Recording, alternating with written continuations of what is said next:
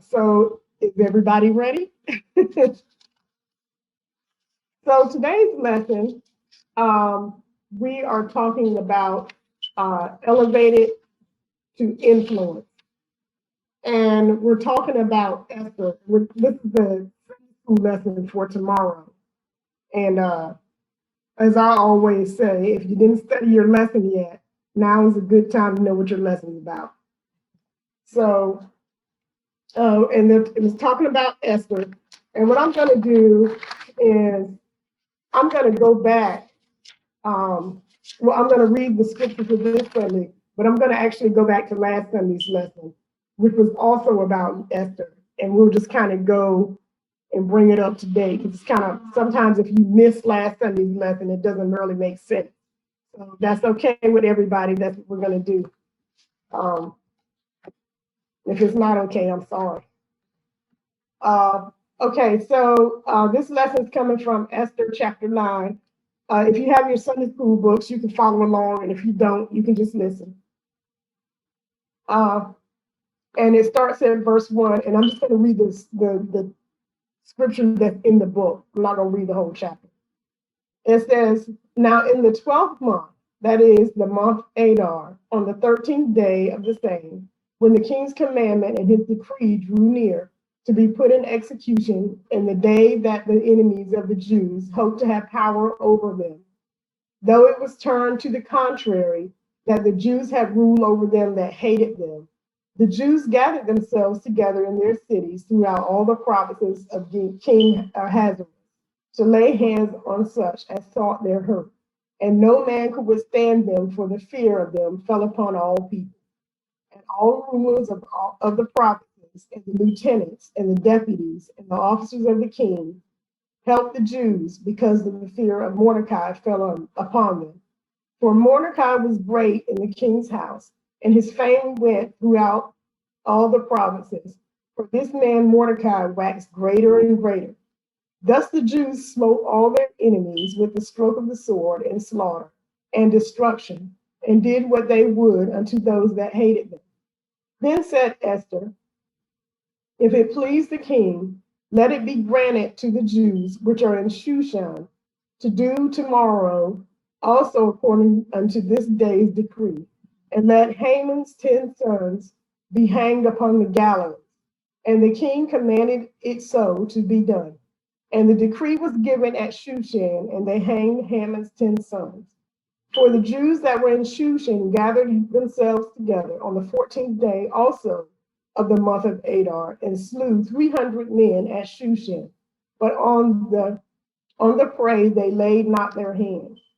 But the other Jews that were in the king's provinces gathered themselves together and stood for their lives and the rest from their enemies, and slew their foes 70 and 5,000. But they laid not their hands on the prey. On the 13th day of the month Adar, and on the 14th day of the same, rested they, and made it a day of feasting and gladness. Okay, so like I said, we're going to start at the beginning of Esther and kind of work our way through, and hopefully we'll get through in time. And if not, I ask the Lord to just let me say what needed to be said, and it'll be said, Lord willing.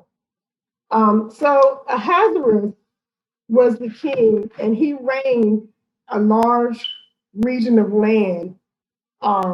And to put this into perspective, uh, this was during the time, it was after Daniel.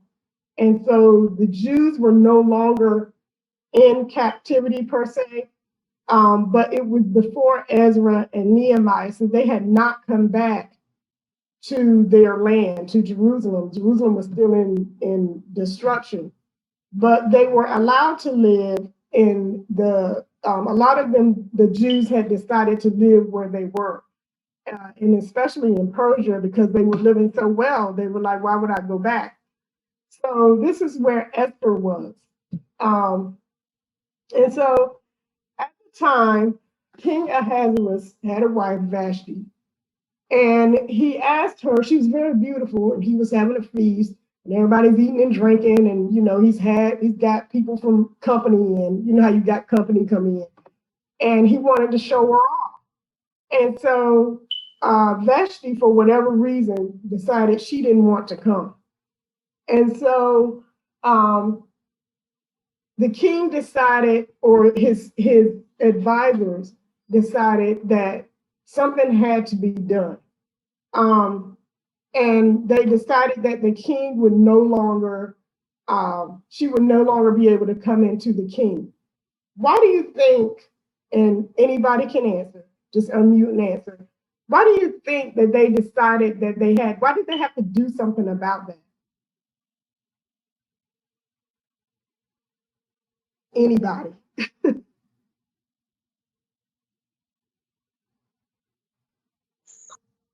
Maybe because it was a sign of disrespect.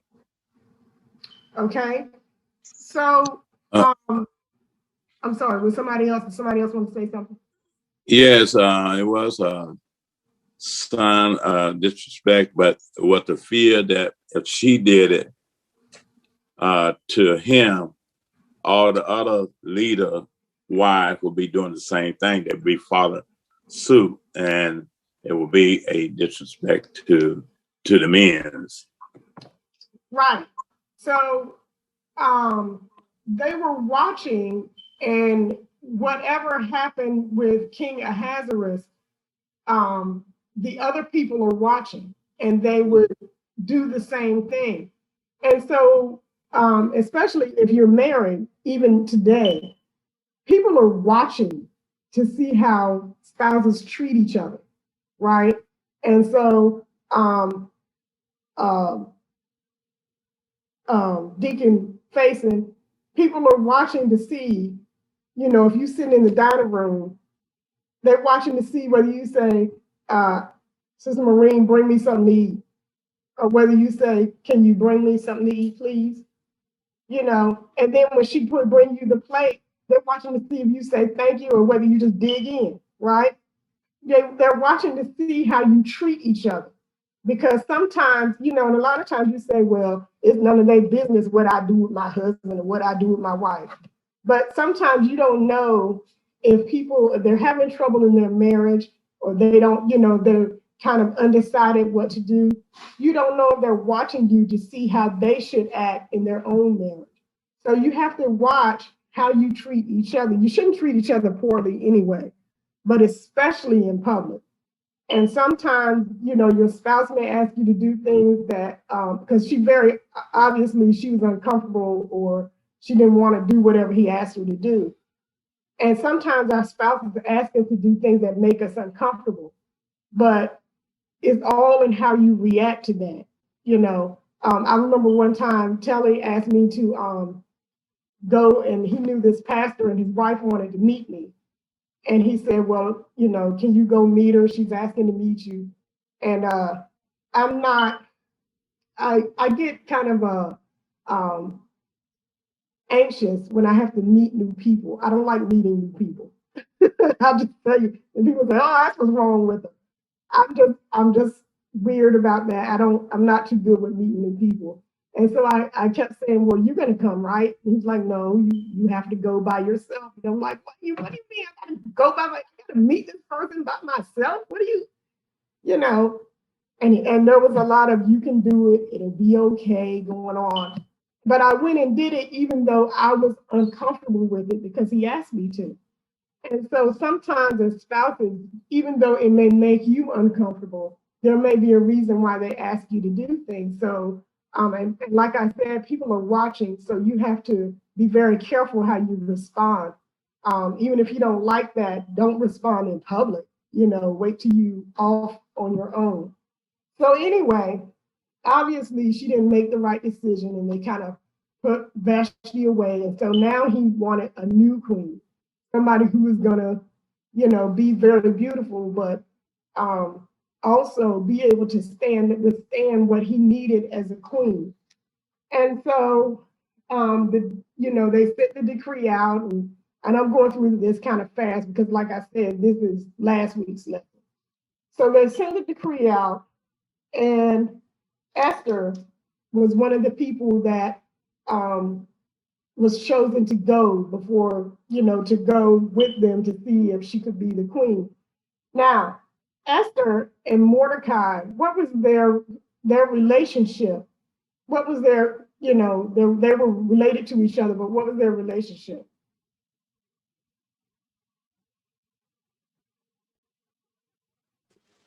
I think he was her uncle. Actually, I think he was her cousin. The cousin. His her father was his uncle. I think that's how that went. Right. Okay. And so Esther's parents had died, and Mordecai had taken her in. And so he loved her very much. He raised her and he loved her very much. And you could tell that because when she went to the king's palace, he went with her to make sure that she was okay. And so, to anybody who's thinking, sometimes through different circumstances, we have to take children in that are not our own, whether you adopt or whether they're foster children or whether they're children where some family member can't take care of them and you got to take them in, or their parents die or whatever. And so we'll see later on, you have to be careful how you treat these children when you take them in. You have to treat them just like they're your own. And I mean just like they're yours. So that means if you have children and you take in someone else's child, you can't take your children to the mall when they go school shopping and they go to dealers and belts and everywhere else and get their school clothes and get their Air Force Ones from Foot Locker. And then you take the foster child and they got to go to Walmart and get a pair of Dickies and some Shacks and say, well, that's what you get. You can't do that. Either everybody has to be treated the same way, because children, they know when they're not being treated fairly or when they're not being treated the same.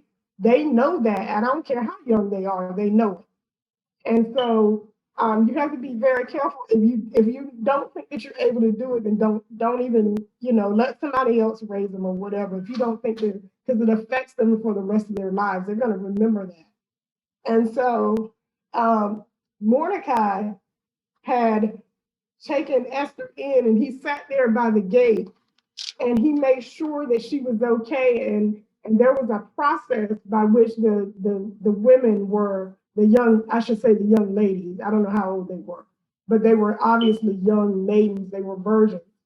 And so there was a process that took like a year. It was like a year-long process that they had to go through, and they had to purify themselves and put, different spices and everything. Not well, you know what I'm talking about, where they different smells and perfumes and things on, so that they were right for the king. And so when it became Esther's turn, they were able to take whatever they wanted. And so she decided that she would only take what they advised her. She didn't want anything extra. And somehow this caught the king's attention. Not only that, but she was very beautiful also, obviously. And so she was the one that was chosen. Now,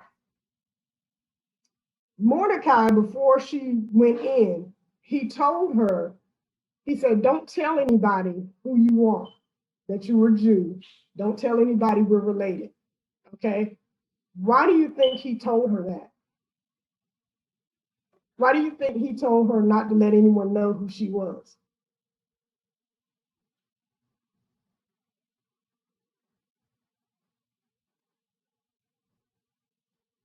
Okay, don't everybody talk at once.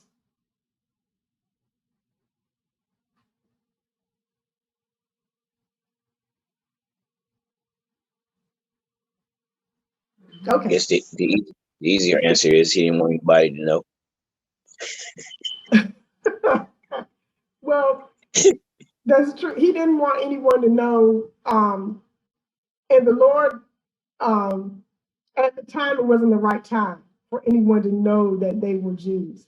And it wasn't so much that obviously they knew that there were Jews in the lands, but obviously the Lord had probably laid it on his heart not to tell right then. Some things we don't need to tell everything, right? Sometimes people they you ever heard people say TMI, they give out too much information about themselves, right? And Facebook is one of those places where people get on there. And I'm gonna tell y'all a secret about Facebook. I want everybody to listen. I'm gonna tell you this big secret about Facebook that people don't know. We can see you on Facebook, everybody. We can see you. People get on Facebook and they say and do all kinds of things, and everybody can see you. Everybody can see what you're doing, and they can hear what you're saying and what you're typing in. And I'm not on Facebook, and I still know what people put on Facebook. And you think that you're like, oh, I only have 19 friends, but I guarantee you 200 people know what you put on there. And so, um, my advice to you, and you can listen or not, is if you wouldn't walk in church and say what you say, or look how you look, or act how you act on Facebook, if you wouldn't do it in church, don't do it on Facebook. Just don't, just don't do it. Facebook, uh, and I know this is going on Facebook, but so if you on Facebook and you looking at this, I'm gonna tell you, everybody know your business if you put it out there. So don't come back and be mad at people because they know everything and they're talking about you. If you put it out there, they're gonna talk about you, they're gonna say stuff about you, but just don't put it out there. Keep some stuff to yourself. There's some things you just want to keep to yourself. So Mordecai, it just wasn't really time for them to say right then what their relationship was. And at the time, sometimes when the Lord said, "Don't," I want you to do this, but don't tell anybody. And you may not know why. There was nothing wrong with Esther being a Jew. There was nothing wrong with that. But it just wasn't time for them to know that yet. And we'll see later on why. So um, so Esther was chosen as the queen, okay? And so Mordecai, by him sitting at the gate and by him listening in, he had found out that people were plotting against the king. And he told, Esther, he got the message to Esther, and she told the king, and so they found out about this plot that somebody was plotting. And so they found out that it was Mordecai, okay, that had told, okay. And so they kind of noted that right then. They didn't say anything then, but they made a note of it, okay. And so there was another person named Haman, who was also, he was appointed, he was like the king's right-hand man, and he kind of came up through the ranks, okay? And when he got this high office and he got the king's ring, which means that he had all the authority and the permission of the king, okay? And so he would go by and everybody had to bow down to Haman. Everybody had to bow. And this sounds familiar because we think about Daniel and the Hebrew boys. Somebody was always trying to, want you to bow down to him. Sometimes people get in positions, and I'm going to say this may offend some people. And if it does, I'm talking about you. So sometimes you get in these positions and you think everybody ought to bow down to you, right? You, the man or the woman, and you better not call me brother. It's elder, or it's bishop, or it's overseer, or it's minister. It's not brother anymore, or it's evangelist, or it's missionary, or it's whatever, because God forbid I say Sister Jones when you're an evangelist. Lord help me if I call you sister. Oh God, the world is coming to an end because I didn't say evangelist, right? People get like that. And to God, there's no separate heaven for different people, right? God don't care who you are, right? I'm not going to a different heaven than Bishop Wilson, right? He don't get his own special heaven because he's a presiding bishop, right? We all going to the same place. The Lord don't care who you are. So why do we care who each other? I mean, why do we make that distinction among each other when God said there is neither new Jew nor Gentile nor bond nor free, you know? And I understand that we have to have respect for each other, but remember that we all serving the Lord. That's who we serving. We're not serving, you know, it's not for you to get a position and everybody got to bow down and do this for you, but it's all into the, we all working together and you're supposed to be helping the other people come up and be saved. We're supposed to be all helpers to each other. Okay. So remember that when, you know, remember who, when way back when you first started coming to church and you were the, what we call the bench warmers, right? And then you start coming up, the other people, you know, everybody is all in one body. We are all one. Does that make sense? So we just have to be careful. So back to the lesson. So Haman was appointed, and because he rode by and Mordecai didn't bow down, he hated that man. I mean, he completely, he just went, he couldn't even think straight. He hated him so much. And so he went home and he just, it just bothered him to no end that this man did not bow down to him. He just couldn't get himself together. And so his wife and his, I believe it was his family, but I know it was his wife, came and said, um, you know what you ought to do. You need to go and build, you need to go and build a gallows. Gallows is where they go and hang people. Y'all don't know that. Like when you play hangman, you make that little teeth thing, that's the gallows, right? Everybody's playing hangman. So anyway, she said, you need to go and hang him. And so Haman decided that it wasn't going to just be Mordecai. It was going to be all the Jews. All of them got to go. Okay. So sometimes our attitude about one person kind of skews all people, right? If I got something against somebody in Elder Huntley Church because they jumped in front of me in line or whatever, then I can't stand anybody at Elder Huntley. The whole church is corrupted to me, right?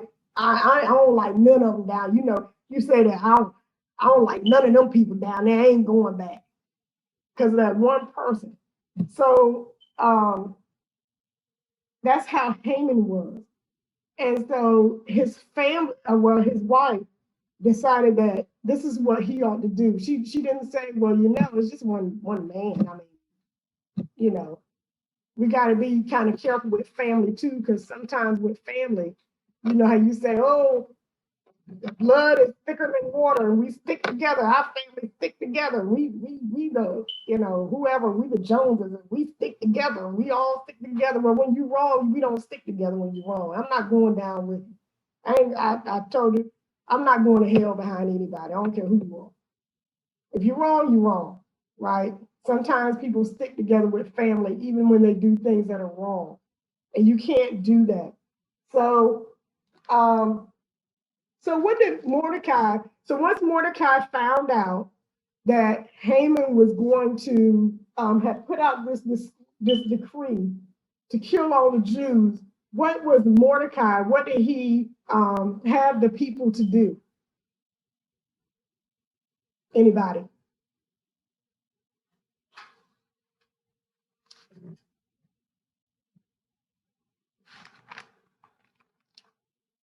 I mean, what was Mordecai's solution? Right. Fast. Right. So the first thing that he did, and that's the first thing that our reaction to any problem should be, is to fast and pray, right? He didn't, he didn't say, let's all get our horses and our picket signs and go down there and form Jews Lives Matter and hold them up and say, that's not what his solution was. His solution was to fast and pray. And then he went to Esther and he was like, look, you got a problem. They get ready to go kill all the Jews. And she was like, look, go down. I think somebody told her that he was down there in sackcloth, and she sent some clothes to him, and he was like, "No, that's not going to do it. You need to go to the king. That's what you need to do." And she said, "Well, I can't go in. The king has to call me in there, and I haven't been called, and I can't." He's like, "Look, remember who you are. Remember, they hadn't told anyone." He said, "You're not going to escape either. If they find out you were Jew, they're going to get you too. So you better go in there and do something."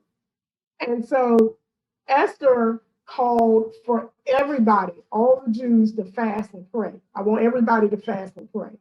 And sometimes when we come up against situations, that should always be our first um, answer to the problem is let's fast and let's pray. Let's pray about it, right? Sometimes we talk first and pray later. That doesn't work out. That's not gonna work. You can't talk first and pray later because then usually what you pray is Lord forgive me, right? And you talk first, then you got to say, Lord, please forgive me for saying that, this, that, and the other. I should have came to you first, and now you done made a mess out of it. You got to pray your way out of that, and then go back and find the solution. Well, you got to go to God first and fast and pray. And so now we go back to the question of why Mordecai didn't have Esther tell who she was from the beginning. That's the answer to the question. If they had known who she was, we don't know, she would not have been able to save her people from the destruction that was coming because she would have been numbered. Haman probably would have made made a plan to get her too. And so that's why we can't tell everything. That's why we can't, if God gives you something, you can't tell everybody. You can't tell everything. Sometimes people try to talk you out of stuff that God tells you to do because it sounds crazy, right? And so that's why you can't tell everybody, Lord told me last night that I ought to do this, that, and the other. And they say, yeah, right. That's the name of the Lord. I don't know who you think you are. And then you start saying, maybe it wasn't the Lord. Maybe I am crazy. And then you don't do it. Next thing you know, that you haven't done anything that the Lord told you to do because you went to other people. Some things you need to keep to yourself. And so by her not telling everybody who she was, they didn't know that she was one of the people that they wanted to kill. They didn't know that. And so Esther, once she had the people fasted, she said, I'm going to go on in and see that I'm going to go in for my people. And they said she was brave for doing that. And she was, because if the king hadn't accepted her, she would have been, taken off. And so what she did was she put her own self aside. And so when you in a leadership position, you can't be selfish. You can't be a selfish person. Everything is not about you, right? It's nothing actually. When in the Lord, nothing's about you. It's all about the Lord and what He wants. And so you can't. Sometimes, some situations, you can't think about what's best for you. You have to think about what's best for the people. And so at the time, what was best for the people was for her to go before the king. And so God fixed it so that the king heard her. And, she probably he had a little soft spot for her. Y'all know how it is with your spouse. You got a little soft spot. They can go in and, and sit with you and touch you just the right way. And you just all melt down and whatever you want. Y'all know how they go. And so he had a little soft spot for Esther, and he allowed her to come in. Okay, so when Esther came in, okay, she didn't right away, she didn't tell what Haman was planning. She didn't go right in hard charging, look what he doing, and, telling on him, how little children do, they come in and tell everything. She didn't go in and tell on them, right? She came in and she said, listen, I'm gonna have a feast. Can I have a feast? The kid's like, oh sure, that'll be great, And so she requested a feast and she wanted Haman to be there. And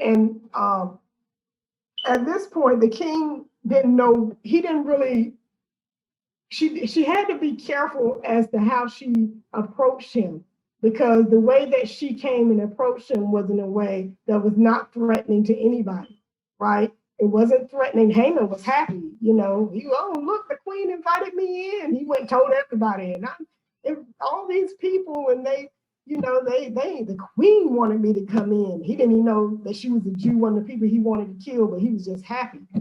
Okay. And so,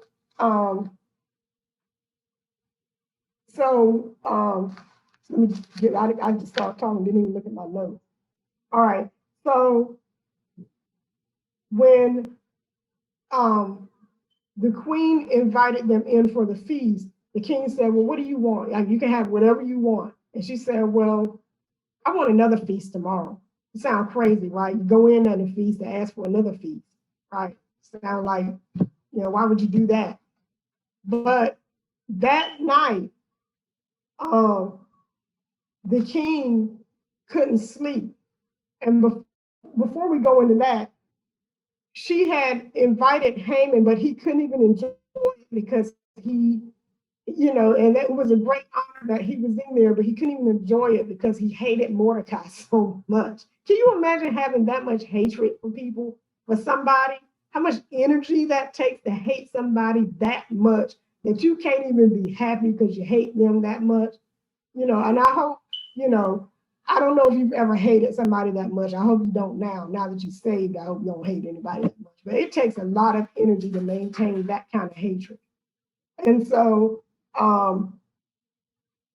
that night, King Ahasuerus couldn't sleep. What does anybody remember what it was that he did when somebody tell me that part of it, of what happened when he couldn't sleep? Because this is the reason why the Lord had her ask for the second feast, the series of events.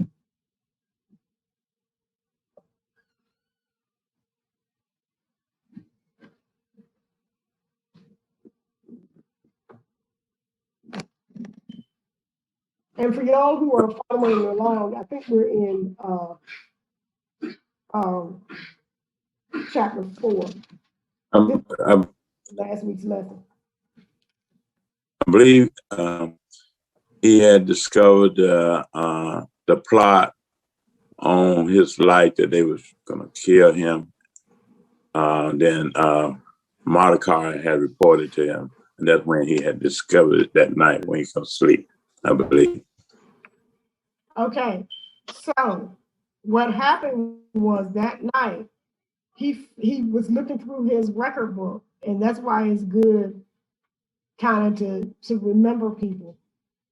He looked through his record book and he realized that Mordecai had saved his life. Remember, I said before that they had kind of took note of it. They didn't really do anything, but somebody had taken note of what Mordecai had done. And so he was reading through it and he was like, oh man, somebody saved my life. I remember that, and I don't know whether it was just a footnote in his head or whatever, but he said, we ought to do something with this person. What should we do? And so he called his people together and asked them what he should do for the man who, well, actually, he called Haman in. He called Haman in of all people, right? He called Haman in. He said, listen, there's a man who we need to honor, and he saved my life, and he's brave, or whatever he said. And he said, what do you think we should do to reward him? Now, Haman, because he was so conceited, he's thinking the king talking about him, right? He said, oh, yeah, I think you should give him the crown and your clothes and, put him on your horse and let him go through the town and everybody got to bow down to him. Some people, they get stuff and they never satisfied with what they have. They want some more, right? And so Haman thinking it's him, he's like, man, I know he's talking about me. I'm his right-hand man. And so the king was like, yep, you're right. Let's do that. Go down there and get Mordecai and put the crown on him and the coat and parade him around town. And so can you imagine the eye of the man that you hate?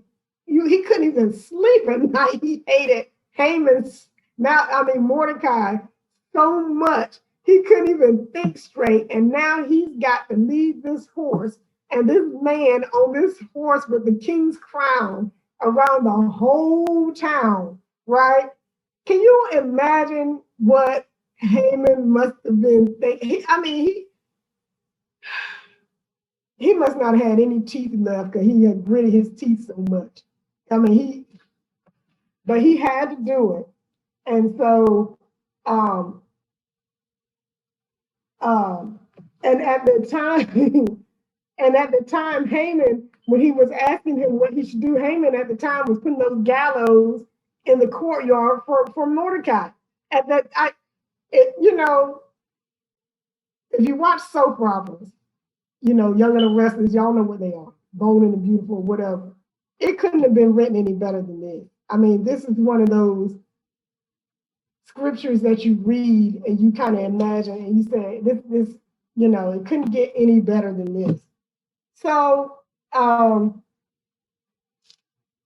Haman, after he had to go through this humiliation of having to take this man around town on his horse or whatever, he came home crying to his wife. Lord, have mercy. Do you know what they made me do? Look what they made me do, this man Mordecai, you know. And so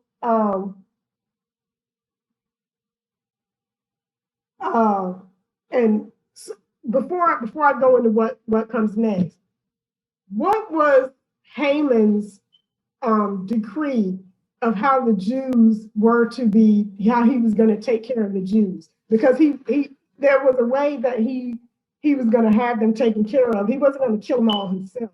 How was he going to have them all killed?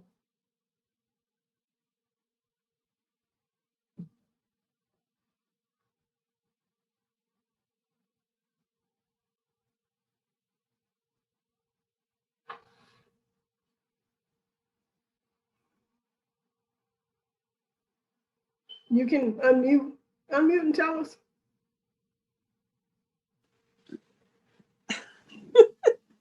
You got to turn the camera on too. Whatever his providences were, he was going to have all the his people to round them up and kill them. Okay, so thank you, Sister Maureen. So his plan was that he was going to have his wherever his provinces were, he was going to have them kill the Jews wherever they were, and so and the Jews, by not being able to fight back, it was going to be a slaughter, basically. That's what he had planned on doing. And when you plan things that are evil against people, sometimes, and some of the places, they were confused. They were like, what? Why would we do that? You know, but this was the decree that had been handed down. And sometimes when when you're in a place and it seems like you say, man, the Jews who were in those provinces were like, how are we going to get out of this? That's why they fasted and prayed. And the Lord had a plan for them the whole time. But you gotta have faith, you know, and we say that a lot. We say you gotta have faith a lot, but then when it comes down to it, you know, it's like you forget all about that, right? And that's when you now listen, again, I may offend some people, and that's okay. Sometimes when you see people out and they say there's this injustice, they're killing our young men and they're killing this and this is happening in the world and this is what's going on, we've got to do something, right? And then you get out there and the TV shows all these protesters out there, and then here you are out there with, right? You out there holding up a sign with them and the bullhorn and you know and all this stuff, you out there with them. But don't you know that some things God has so that he can show his glory, right? And so God, when he shows his glory, he don't want you to get the credit, right? He don't want you to come back and say, because I did this, this is what happened, right? That's not what he wants to happen. He wants it to be so that they say this was nobody but the Lord. Nobody but God could have done this. And so we've got to wait on the Lord for some things, well, for everything. You got to wait on the Lord. You can't go out and try to change things on your own. That's not the way God wants you to do things. And so the people had already, they had fasted and they prayed and they knew God was coming. You know, he's on his way. So we got to wait, even though it seemed like time was coming short. And so now we're going to jump back ahead to Haman. He went home crying to his wife about how he had to take Mordecai through the streets and the gallows was all set up for him. And what are we going to do? And so the next day was the banquet. Esther's second feast was the next day. Okay. And so at the second feast was when Esther told the king about how Haman was planning to kill the Jews and Mordecai was going to be included. Okay. Now, if she had told the king the first time around, right, he wouldn't have been so enraged about it because he had to know about how Mordecai had saved his life. That's what made him so enraged about the plot. Because here it is, this man saved my life and you planning on killing him, right?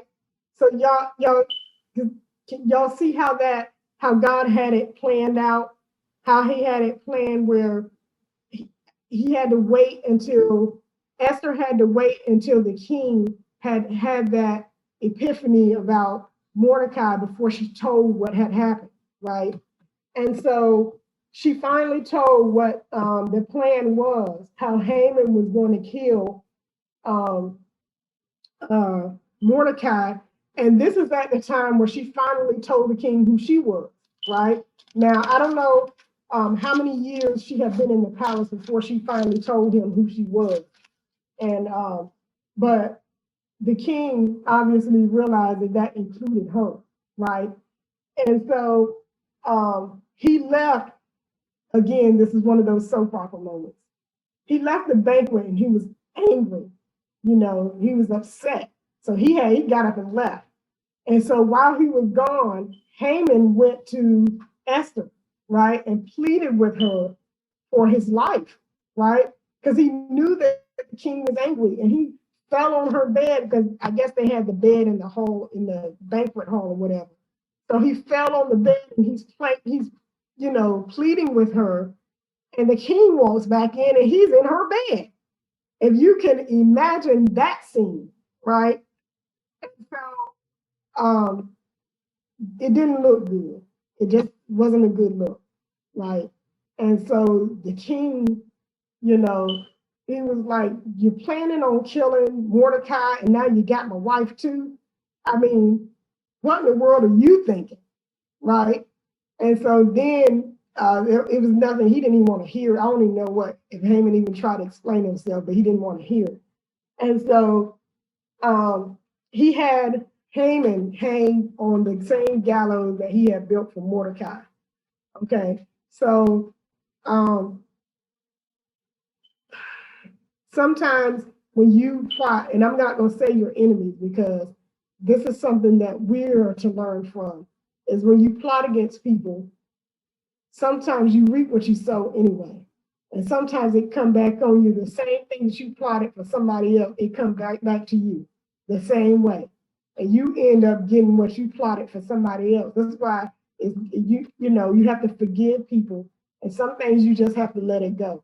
I was way back in my younger days, I was one of those people I like to, you get me, I'm gonna figure out a way to get you, right? And I wasn't a fighter, so I wasn't gonna hit you, but I was gonna, think of a way, how people plan out all these little traps and they trap you in there. And then, that was me. I was one of those people I would think of a way to get you back. But it's not good to do that with people because a lot of times you end up looking like a fool yourself. You end up looking crazy yourself. And you don't want to do that. So some things you just have to let it go, you know. And so Haman ended up being hanged on the same gallows that he built for Mordecai. Okay. And so um, now this is getting into this Sunday's lesson. So if you don't know the answer, it's fine. What happened to all of Haman's things, his estate? What happened to his estate? This is going into chapter 8.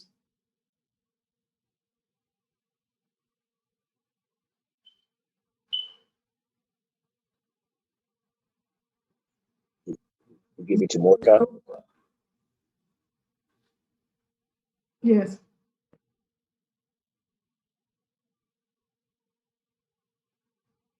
Okay.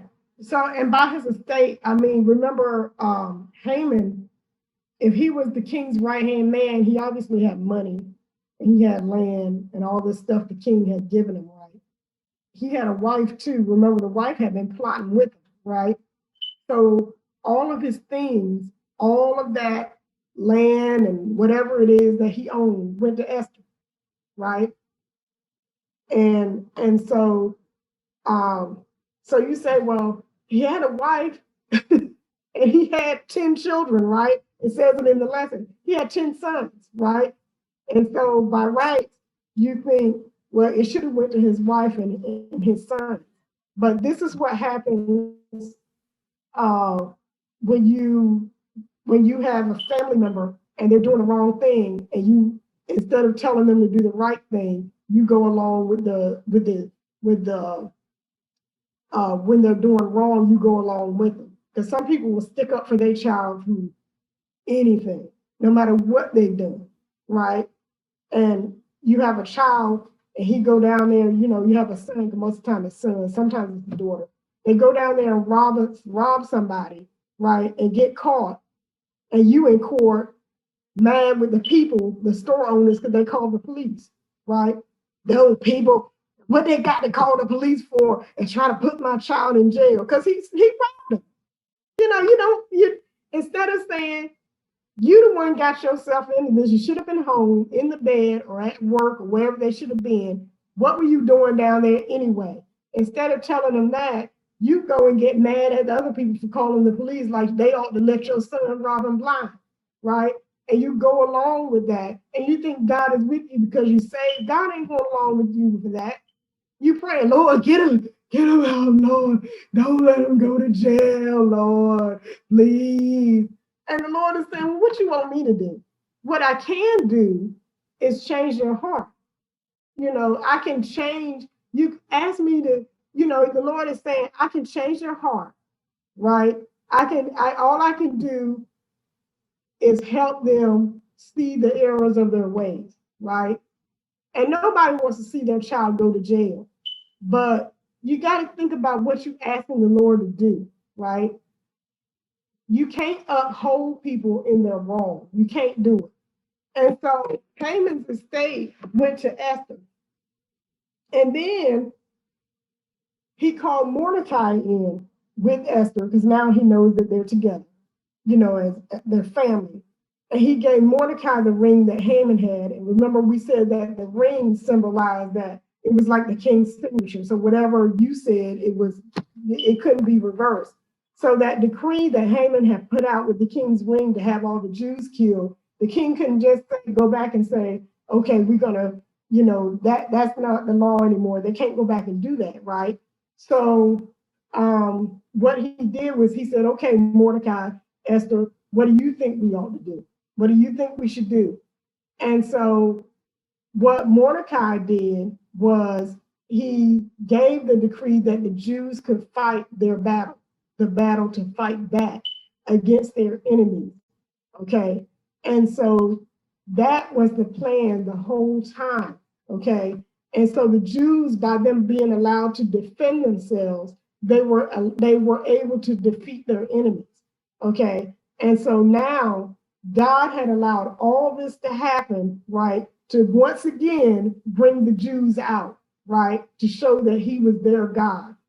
And so So they were allowed to defeat their enemies, okay? And the people and the princes and all the advisors helped them fight their enemies, right? It wasn't just them, they had some help too. You know, some people came in and helped them out. And so, you know, the Mordecai was promoted pretty much to Haman's position, you know, and so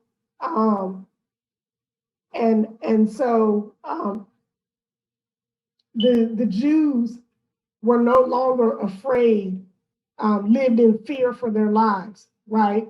And so we can see how Mordecai went from being the guardian to an orphan, right?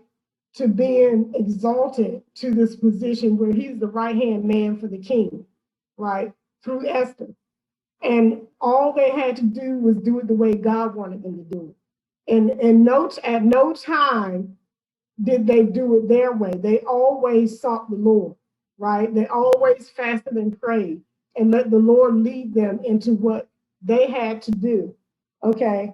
And so it said even, and I noted this, that even many people converted to being Jews behind that.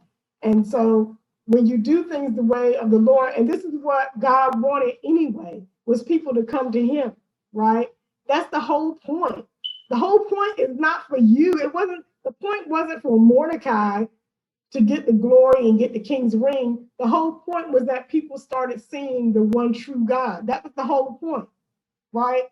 And so that whole thing happened so that people could come to God. Okay. Um, and this is in chapter 9. It was saying that even though they destroyed the cities, the Jews didn't take any of the spoil. You know how they say to the victor goes the spoil. Y'all heard that saying? And so they didn't go in and loot the city or anything like that. They were just free. And so that's what the book of Esther. I went through the whole book of y'all, whether y'all know it or not. We went through the whole thing in like an hour. But that's what the whole essence of what Esther was put there for. She was put in place so that God could get the glory and so that people could see the glory of God. Does anybody have any comments or anything that they want to say? Any questions? I just want to say I thank you, praise the Lord, for everyone who came on. I appreciate you coming on. And Lord willing, next time we do this, we'll be in person. And that's and I thank the Lord. I prayed to the Lord that I would say something to encourage someone, and I know He answers prayers. So hopefully you were encouraged. And so now that's it. You can dismiss. Thank the Lord.